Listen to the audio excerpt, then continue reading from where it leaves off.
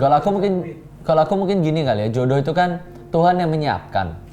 Jadi harusnya sih udah siap. Nih ya, aku mau ceritain tentang Ribka. Betul kan ya, Ribka ya? Ribka itu hari itu gini, Ishak di rumah. Eliezer dikirim buat mengambil istri. Kan hari itu belum ada sosmed, cari Facebooknya Ribka, nggak ada. Pokoknya Eliezer jalan dan dia ketemu satu perempuan dan dia cuma minta minum. Hari itu Eliezer, dia disuruh menjemput Ribka. Ya, Eliezer disuruh menjemput Ribka. Nah, di dalam perjalanan, Eliezer cuma minta minum ke Ribka. Dan kalau teman-teman bisa baca ceritanya secara detail, itu Ribka itu ngambil minum dari sumur, digotong, dikasih minum ke unta-untanya Eliezer. Sampai untanya kenyang. Nah, unta itu minum berapa liter air kita nggak tahu. Tapi itu benar-benar gotongin air. Jadi mungkin Ribka tuh berotot gitu ya. Ngangkatin minum. Nah itu kan Ribka udah siap sebenarnya. Nah jadi yang saya yakin dan percaya itu jodoh yang dari Tuhan itu pasti sudah siap. Meskipun nanti mereka saling tajam-tajaman itu ya urusan. Masalah mereka sama-sama diproses itu ya perjalanan. Tapi keduanya pasti udah siap. Kalau ada yang belum siap ya berarti itu memang belum waktunya kamu berjodoh sama dia. Ya selesai kan. Misalnya bayangin ya. Hari itu Eliezer datang dan Ribka lagi tidur-tiduran. Miss. Pasti Ishak nggak jadi sama Ribka. Mungkin jadinya Ishak sama siapa? Jennifer mungkin jadinya. Tapi bukan, karena Ribka lagi tidur di rumah. Jadi ke-skip. Nah, teman-teman harus tahu. Jodoh itu ya pasti dua-duanya siap. Sama kayak hari itu Elia melepaskan jubah dan dia ngelempar ke Elisa. Kalau hari itu Elisa nggak nangkep, mungkin bukan Elia dan Elisa. Mungkin Elia dan Wawan mungkin. Tapi beda. Karena Elisanya belum siap gitu. Jadi yang namanya jodoh itu ya pasti siap. Kalau belum siap ya pasti ke-skip. Atau kalau enggak memang bukan jodohmu dan kamu mungkin udah pengen misalnya seperti itu. Jadi jodohmu masih on progress, kayak mungkin Hawa masih dibentuk dari tulang-tulang gitu ya, masih belum siap. Tapi yang namanya jodoh, toh jodoh Tuhan yang menyiapkan. Jadi ya pasti jodohnya disiapkan Tuhan. Gitu sih, mau tambahin? Mungkin gini sih, kalau dari sisiku, dulu tuh kan Joshua nggak mau sama saya. Karena saya tuh galak, kurang cantik katanya. Oh cantik banget ya, Alkitab aja bilang Keisha itu wanita tercantik di seluruh negeri. Kamu harus baca itu Ayub itu ya, harus baca kitab Ayub. Cuma oke lah, itu masa lalu. Cuma dulu tuh Joshua nggak mau sama saya, nggak mau. Bener-bener nggak mau sama saya. Tapi hari itu waktu saya dapat pesan Tuhan, bukan berarti cuma Joshua yang dapat pesan Tuhan loh ya. Saya juga dapat pesan Tuhan dari banyak hamba Tuhan, pernyataan, dan Tuhan bilang emang Joshua tuh jodoh saya. Jadi saya simpen itu, udah aku simpen aja. Aku tahu deh jodohku, aku simpen. Awalnya waktu aku simpen, aku salah. Aku mengejar Joshuanya. Aku mengejar perhatiannya, cintanya, pribadinya Joshua. Padahal Tuhan memberikan aku jodoh, itu bukan cuma Joshuanya ini loh, bukan Joshuanya ini sebagai Joshuanya, tapi untuk menyelesaikan sebuah panggilan yang Tuhan berikan. Destiny yang Tuhan berikan. Waktu aku dapat jodoh, itu kan gini ya, Adam dilihat Tuhan, wah kasihan nih kalau dia sendiri ngurusin Taman Eden. Maka ditambahkanlah Hawa. Jadi tujuan ada Hawa ini bukan dapat perhatian Adam, bukan tujuan ada Hawa nemenin Adam ini bukan untuk dapat perhatian, sayang-sayangan, itu tambahan bonus. Tapi ternyata tujuan Hawa ini adalah untuk menyelesaikan apa yang membantu Adam, apa yang Adam gak bisa kerjain. Nah sampai satu titik aku sadar, dulu aku kejar Joshuanya, percayalah aku kejar, ya bener ya aku chat. Butuh disiapin apa? Pokoknya genit banget lah, genit lah, mengerikan. Tapi sampai satu titik aku tahu, bukan itu yang dikejar. Bukan manusianya yang dikejar. Bukan cinta dari Joshuanya yang dikejar. Bukan penerimaan dari Joshua yang aku kejar.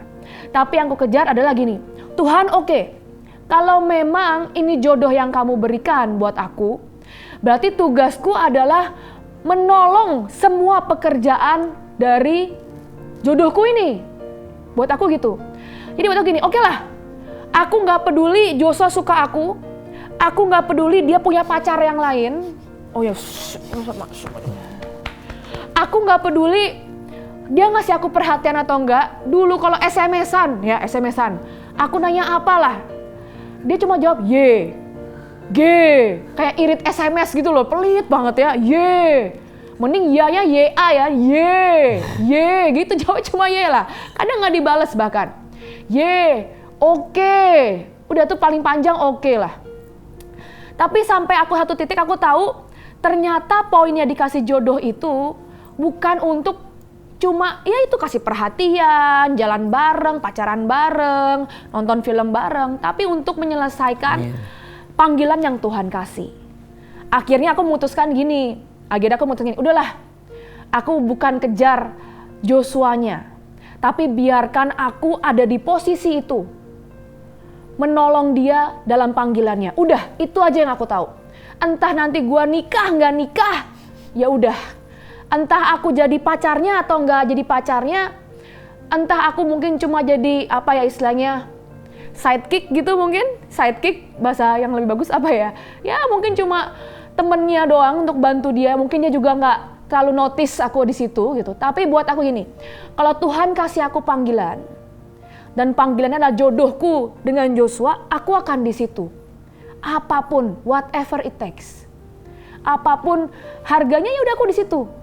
Toh tujuannya bukan untuk dapat perhatian dan cinta. Bener ya? Kan di Alkitab bilang gitu ya, Adam dan Hawa bukan untuk Hawanya. Maka diciptakanlah Hawa karena kasihan Adam. Dia butuh seorang wanita yang akan menemani untuk sayang-sayang dia. Kasihan Hawa, dia butuh seorang laki-laki yang buat sayang-sayang dia. Kan enggak, itu bonus lah, itu bonus. Tapi buat aku sekali lagi, jangan kejar cinta manusianya. Buat aku itu adalah hal yang rendah lah. Kalau kamu pacaran, komitmen sama orang, cuma karena kamu haus kasih sayang. Kamu butuh cinta tuh buat aku, belum waktunya lah. Tapi kalau kamu tahu, aku harus ada dengan dia, mengasihi dia karena sebuah panggilan. Buat aku itu yang benar. Itulah jodoh. Itulah jodoh. Oke. Johan.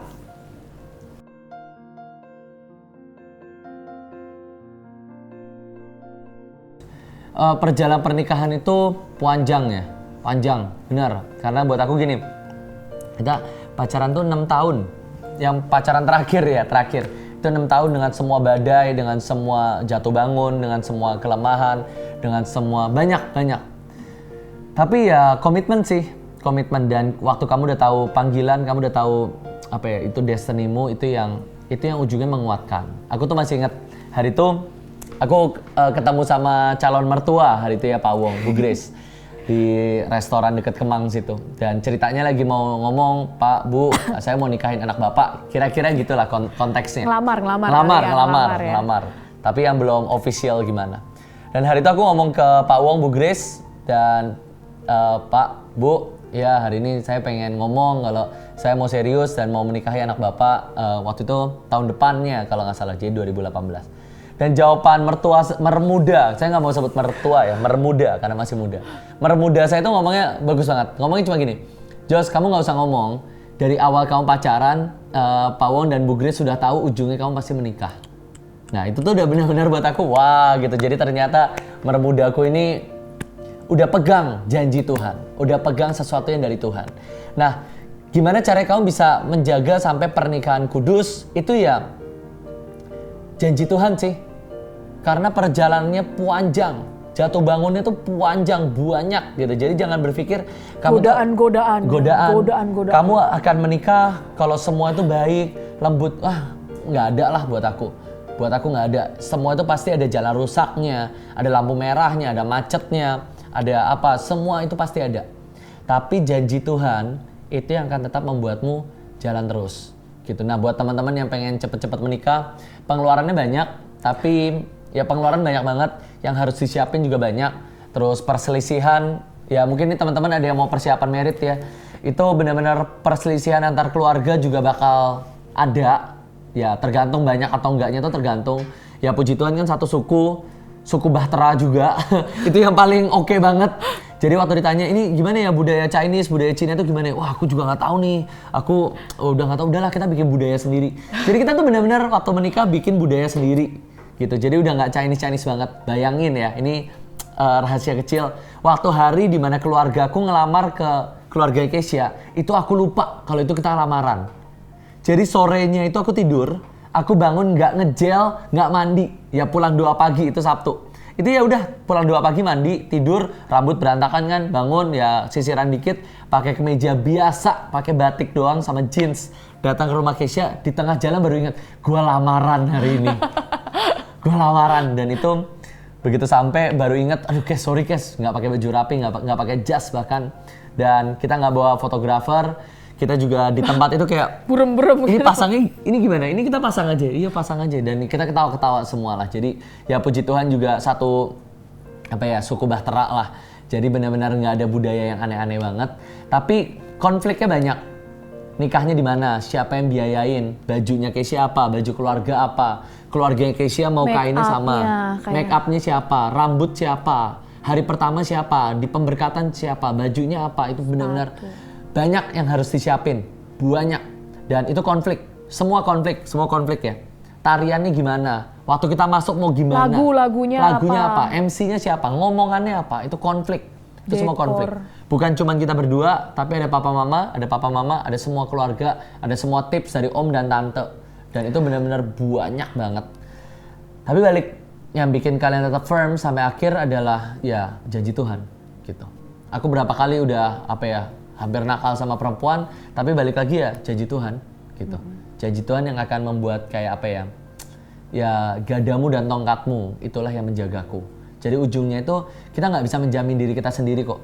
Nggak ada mau ngomong aku akan setia bersamamu sampai mati. Buat yang cowok sorry tapi itu bohong lah. Yang bisa jamin itu Tuhan gitu.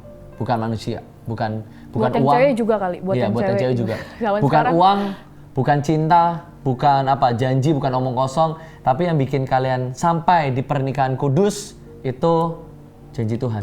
Gadamu dan tongkatmu itulah yang menjaga aku. Tambahan? Nah, cukup jelas ya. Ya, gitu sih, teman-teman.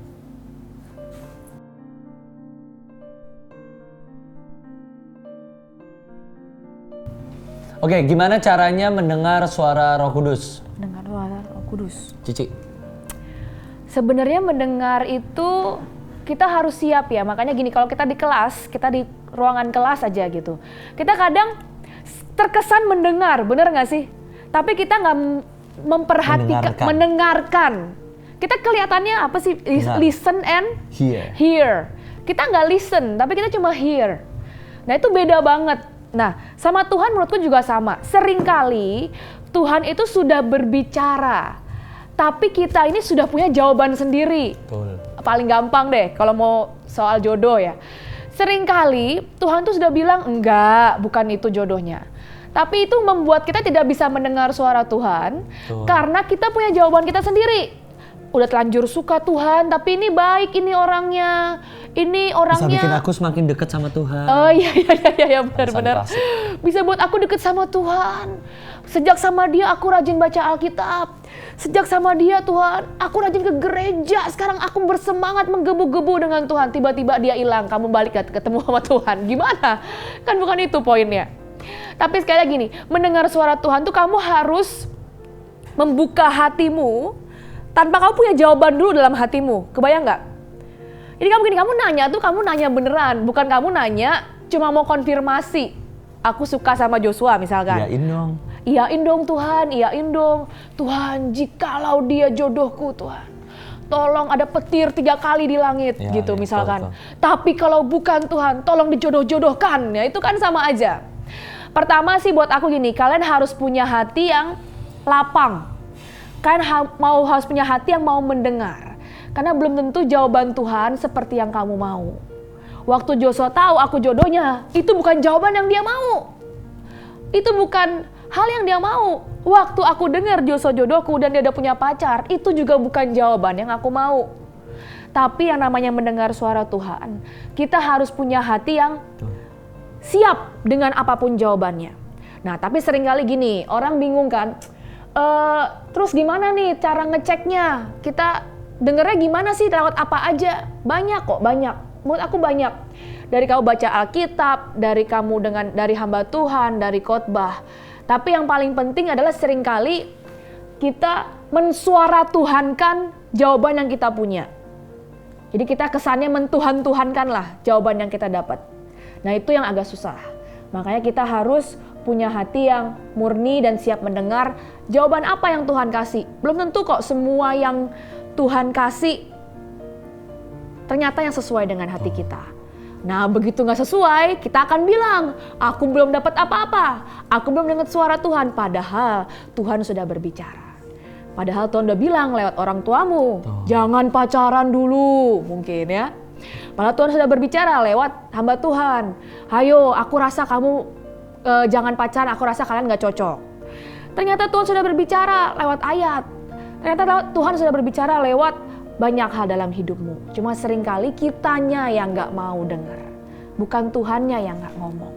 Gitu. Mau nambahin? Ya kalau dari aku sih kayak belajar sih. Mendengar suara Tuhan tuh belajar. Kayak misalnya gini ya, bayangin gak sih kamu, bayangin manusia ya. Kalau ada orang yang selalu tanya kamu tapi dia gak pernah nurut. Ya ujungnya kan juga kamu malas ngomong sama dia gitu. Benar. Kayak misalnya, kok mau diambilin minum gak? Boleh dia mau, tapi gak diambilin sama dia. Kan lama-lama kayak, ngapain sih gitu. Jadi bajuku bagus ya, mana pink atau kuning ya? Ya pink, terus dia pakai kuning gitu kan, lama-lama kayak ini orang apa sih gitu. Jadi kalau aku sih berjalan sama Tuhan itu kan hubungan. Tuhan itu kan mengajarkan kita tentang hubungan, bukan bukan rutinitas, bukan apa, tapi Bapa di surga itu kan hubungan. Jadi ya kita harus jadi domba, kita harus jadi anak yang bisa mendengarkan suara Tuhan. Jadi hamba yang mendengarkan suara tuannya. Kadang buat aku ya, seperti di Alkitab ditulis, kadang aku tuh nggak bisa mendengar suara Tuhan dengan jelas. Sering, bukan sekali dua kali, sering.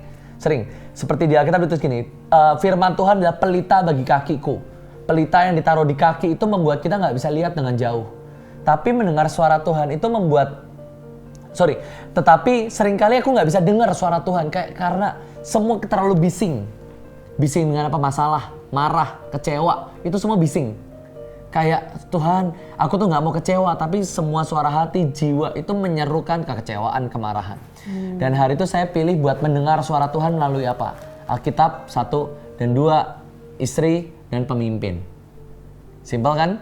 Yang pertama baca Alkitab, nanti kalau Tuhan ngomong, misalnya kalau Tuhan ngomong ayat apa, jadilah percaya, jadilah tenang, itu ayat merema dalam hidup saya. 2, karena ada penolong, saya tanya, Kes, menurutmu aku gimana sih Kes? Aku boleh gak sih marah? Aku boleh gak sih? Aku benar gak sih Kes? Dan Kesia itu bisa jadi kepanjangan lidah Tuhan. Dan saya akan tanya pemimpin atau saya akan taat dengan pemimpin. Misalnya pemimpin dapat tentang ayo kita bagi masker. Ayo kita turun ke jalan, semprot disinfektan. Ini mau share kecil aja ya dikit. Kalau kepanjangan di-cut juga gak apa-apa. Hari itu kan awal-awal mulai ada pandemik. Terus semualah PSBB dan lain sebagainya, dan Kesia lagi hamil juga. Tapi di situ pemimpin dapat kita harus nyemprot disinfektan ke warga, ke rumah-rumah. Hari itu saya mencoba untuk tanya Tuhan, ini Kesia lagi hamil, ikut jalan gak ya Tuhan? Nanti kalau kenapa-kenapa gimana? Dan itu suara bising mulai keluar. Suara bisingnya itu apa? Ketakutan. Aduh, nanti kalau anaknya kena ketularan gimana? Kalau Kesia ketularan gimana? Nanti kalau Kesia nyemprot, kerumunan malah ditangkap polisi gimana? Wah, bising. Suara tuh bising. Dan sepertinya di hati mulai gini, udahlah nggak usah, kan anak buah udah banyak. Ayat mulai keluar juga. Kan Yesus itu kan mengutus 70 murid, tapi Yesusnya kan nggak kemana-mana lah. Itu ayat mulai muncul, ayat yang nggak bersangkutan pun tiba-tiba muncul semua. Tapi di situ saya pilih gini, oh iya, pemimpin saya ngomong kita harus semua nyemprot, termasuk saya juga, termasuk Kesia juga. Kita semua anak buah, ayo kita sepakat dan kita turun, kita bagi sembako, kita nyemprot. Itu saya pegang Tuhan, saya mau pegang suaramu Tuhan. Di tengah semua kebisingan, saya juga sempat cerita ya, duka sini aku lagi mess up banget sebenarnya. Tapi saya pilih buat tetap melihat pelita di kaki itu loh yang cuma kecil gitu, dan saya cuma ngikutin. Gitu. Kalau bahasa kerennya walking through a mist, berjalan di tengah-tengah kabut. Dan kamu cuma bisa lihat kayaknya ada terang matahari di sana. Yuk kita jalan ke sana. Semua kabut dan kita nggak bisa lihat. Nah seringkali mendengar suara Tuhan itu juga gitu. Kamu nggak bisa lihat semua. Dan banyak orang pilih panik, mana Tuhan, mana Tuhan, mana Tuhan. Tuhan ada kok, Tuhan ada. Masalahnya kamu mau tenang dan kamu jalan. Ngikutin Tuhan, ngikutin Tuhan, ngikutin pemimpin, ikutin Alkitab. Udah jalan, jadi percaya, jalan. Sampai akhirnya kamu menemukan Tuhan di sana. Gitu.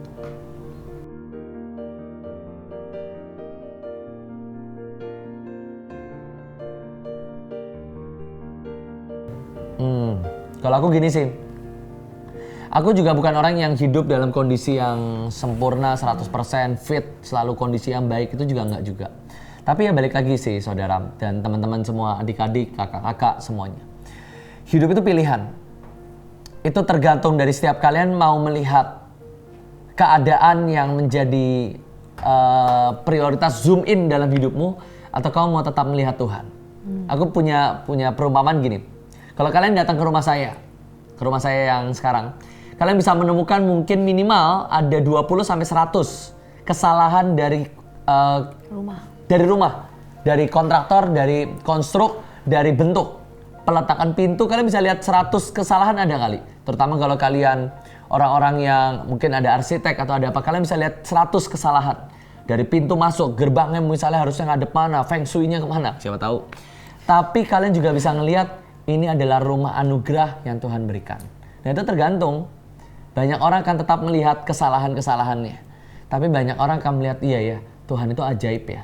Kalian bisa ngelihat orang tua kalian sebagai pembuat masalah, pemarah. Percayalah, orang tua kita berdua bukan orang tua yang sempurna. Bu Iin, Pak Paul, Pak Wong, Bu Grace bukan orang tua yang sempurna. Kami bukan dari keluarga yang sempurna. Bukan dari keluarga ideal. Jauh dari keluarga ideal. Jauh dari semua yang ada di film-film. Jauh saudara. Tapi saya bisa ngelihat itu sebagai zoom in, close up dari masalah saya, dari masalah kehidupan, dari semua keluarga yang saya lihat cuman dia pemarah. Atau saya bisa melihat iya ya, di tengah kesibukannya papa saya tetap suka nyelipin uang di dompet saya. Nah itu kan terserah kalian. Kalian bisa ngelihat, teman-teman bisa ngelihat semua fokus hidupmu adalah di masalah dan masalah, persoalan.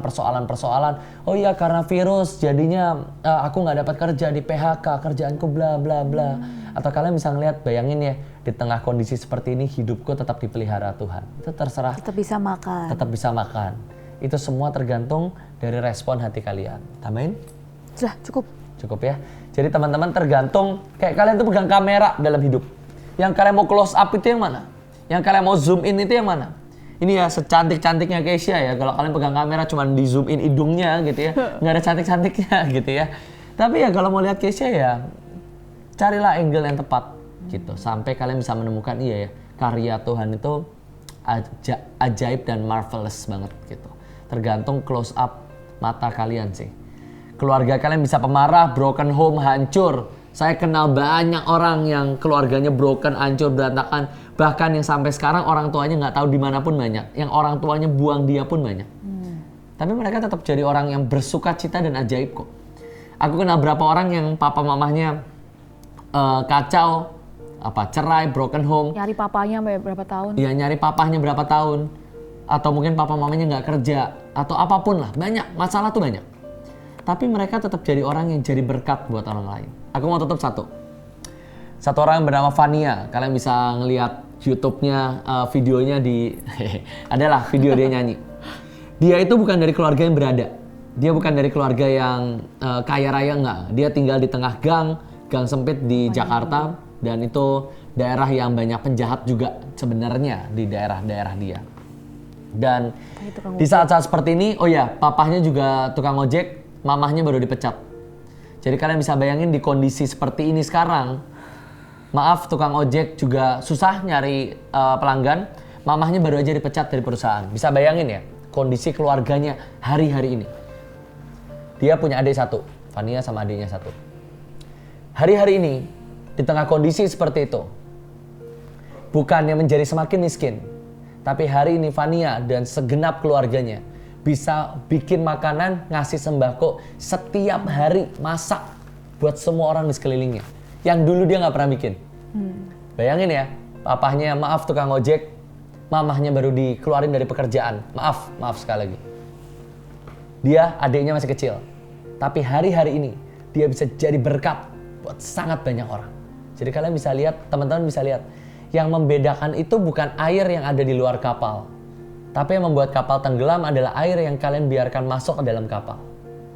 Semua kita punya masalah. Kalian, teman-teman mau banyak-banyakan masalah sama saya dan Kesha, kita bisa bersaing masalahnya. Tapi kalian, teman-teman mau biarin air itu masuk ke dalam kapal, atau mau membiarkan air itu di luar kapal dan membuat kalian mengapung, itu terserah teman-teman. Kalian bisa membuat air kemarahan, air kepahitan, kecewa, semua, iri, itu semua masuk dan itu membuat kalian tenggelam. Atau semua badai, itu yang membuat kalian ngapung dan membuat kalian terus berjalan bersama Tuhan, itu pilihan. Itu sungguh-sungguh pilihan. Oke teman-teman, mungkin aku sama Kesha mau tutup dengan intinya adalah hidup ini adalah kesempatan. Enggak deh, itu lagu. Teman-teman, intinya adalah gini.